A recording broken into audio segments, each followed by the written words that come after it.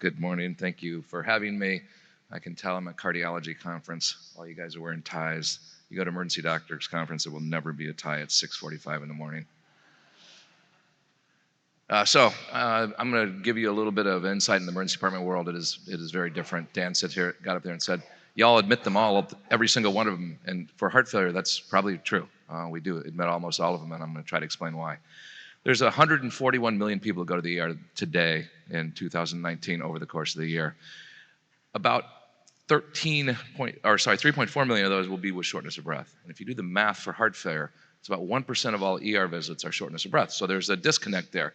Not everybody with shortness of breath has heart failure. And that's really where the rub comes in, is because it's difficult as hell to send somebody home who says they're short of breath, because this is one of those you're going to die symptoms. They think it, and I might think it. So we have to be very concerned about this. So this is my concern. I got to send you home, pry you out of the ER, and get you out of my shop. And that's not going to happen with shortness of breath. It's really hard. And so unless you can be very certain of the diagnosis and tell them, you can ignore this, go home, it's hard to send them home. So the first question is, what is the diagnosis? It's not heart failure. Somebody sends you a patient, they've been sorted and x-rayed and thought and examined and talked to, and the probability of heart failure at least is likely. But when you see my patients, the probability of the next guy having heart failure is 1%. So if there was some way for me to know who had heart failure, it'd be really convenient. Like if they had it tattooed on their head. So I got on the internet and I said, well, does anybody have it on their head? And it's like, well, this guy does. He's obviously a psycho. But this is not what people come in. This lady's 100 and having a cigarette. What do you think her diagnosis is? So that's an easy one also. She's got COPD, of course. But after that, it's not so easy. And you're up in this gray zone of what I call the pie of dyspnea. And these are all the diagnoses people come in, some of which will kill you and some of which won't. And that little slice at the bottom is called heart failure. And all the rest are something else. And so congestion or not is really not the start of my conversation. Is it going to kill you? Is it important? And is there a treatment that I can do to make you better? So this is really what it comes down to, is should I send you home? Because I get really two options. As long as you don't die in my department, I either admit you or discharge. And I can admit everybody, which is what the general consensus is, and insurance companies will sort those out, or I can discharge everybody, and some of you die and my lawyer will sort that out. That's not an ending that I want to be part of. And so neither one of these options really work. We have to sort people based on something. And the thing to worry about is the discharge. Because if I admit you, it's somebody else's problem. And I mean, that's a dirty little secret of emergency medicine. And if I discharge you, it's all on me. And so there is a tremendous bias to, unless you're absolutely stable, and we're pretty certain, you're getting in the house. Why do we admit so many? Well, it comes down to this. It's the relationship between emergency physicians and lawyers, and it looks something like that. It's not a pleasant one. We estimate that the average doc in the emergency department gets sued after every 5,000 patients. And in a busy shop, you can see 5,000 patients in a year or two. So this is our reality, and this is the bias. And what happens if you keep getting sued, you keep seeing Judge Judy? Well, then you're not working anymore, and you're going to go work in McDonald's, because nobody wants a doc who's gotten sued 10 times to be part of their group. So there's a real problem here. The other is this. You don't go into emergency medicine or any other field of medicine because you want to hurt people. You want to help people. This is one of the largest studies I can find. 13,934,542 patients. It's bigger than Denver. And this was done in Canada, and they looked at, well, how long do you stay in the emergency department? What's the probability of death? And the magic is 6 hours. If you stay more than 6 hours, your odds ratio of death is 180%, 1.8. That's if you're high acuity. But it's the same for low acuity. And low acuity people aren't supposed to die, but they have a higher risk. So the longer you stay in the ER, the more your risk is. So there's not just, do I want to know the diagnosis? I need to know it quickly, because I don't want people staying there 6 and 8 hours while I screw around. People look at me and go, well, Frank, those are Canadians. I go, really? Do you think it's different for Canada? And it's like, well, okay, let's say it is. Here's a study of 62,000 people in Australians. Well, every hour you stay in the ER increases your risk of death by 10%. So 6 hours, 1.6, it's almost exactly the same data. So we can say Canadians and Australians are the same.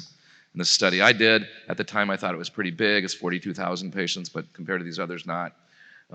And the longer you stay in the ER with an MI, the less likely you are to get MI-guided care. And we know that that is associated with increased death. And here's a study of 694 patients who didn't get antibiotics because they stayed too long, and 13,000 patients who didn't get their pain treated. And this is 162 people who spent the night in the ER, and they had a third of rate of bad events like CPR, which is, you got to admit, is a bad event. So out of 14 million patients, hanging out in the ER is really bad for you. So time is critical for us. That's why we think about it.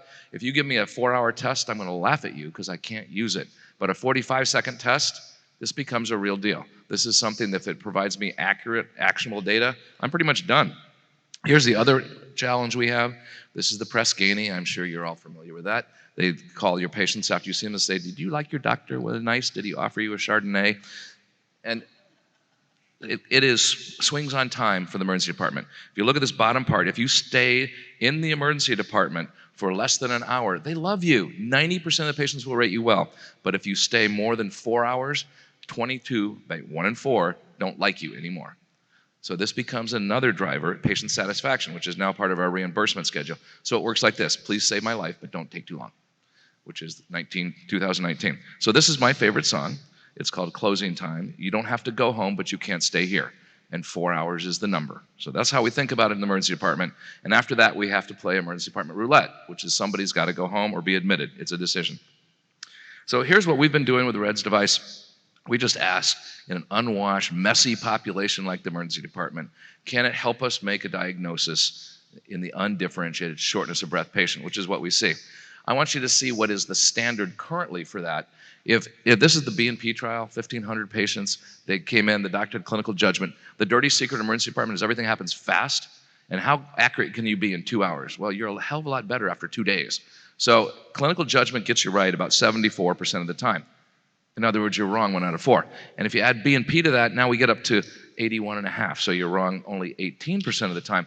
But the important part of that is this is the best technology we have. So can we add to this technology that means we're wrong 1 out of 5 when we say somebody has shortness of breath due to heart failure? So we did an all-comer trial. You just couldn't be pregnant. And you had to be old enough to sign the consent form. And we looked at, and we got rid of people who obviously do not belong in heart failure groups, chest trauma and that sort of thing. And we put the device on. This is my research nurse there. I used a bunch of emergency medicine residents to do the study. And then at the end of it, the diagnosis was adjudicated by 2 emergency physicians who were blinded to what happened with the ReDS device. So they just looked at the x-ray and all the data. If they get to the cath lab, we got that data, but they came up with an accurate diagnosis. Now my ER looks like 52% are Hispanic, so you're gonna have to take that with a grain of salt. When we did the bioimpedance data, we found out that African Americans have a different standard, and we don't know that data for this technology yet. So this is because I work in Texas. And these are the diagnoses we got: acute coronary syndromes, anxiety, coronary artery disease, GERD, pulmonary embolus, pneumonia. Heart failure ends up in the other category because it was 1%. And that's the way the ER works. But you can see here the sensitivity and specificities are really pretty good for the diagnosis of congestion if you use the 35% cut point. You can see 85 and 0.78. This is, if you use a 37% cut point, you end up with almost 90% sensitivity. So if I say it's not congested and send you home, I'm probably right. Overwhelmingly better than the clinical gestalt or using B&P. Specificity is 0.83. So this is a 45-second test that we can do in triage, and I know almost immediately where that patient's trajectory is going to be, because if you have no congestion, the list of diagnosis of shortness of breath is really quite long. But if you're congested, it's about 3 things, and most of them are heart failure. So it's renal failure, which is usually obvious, liver failure, which is always obvious, or heart failure. So it's a single center study, mostly Hispanic, small sample size. We've continued to grow that. We've got a few hundred patients now. But if you have a ReDS that's positive in the first couple minutes of hitting the ER, you're getting heart failure therapy. So where do we go next? I keep telling the company we got to do a big registry and follow this and connect that with outcomes and downstream. Y'all can help pester them for me on that. Thank you very much. I'm going to turn this over to Dr. Chen.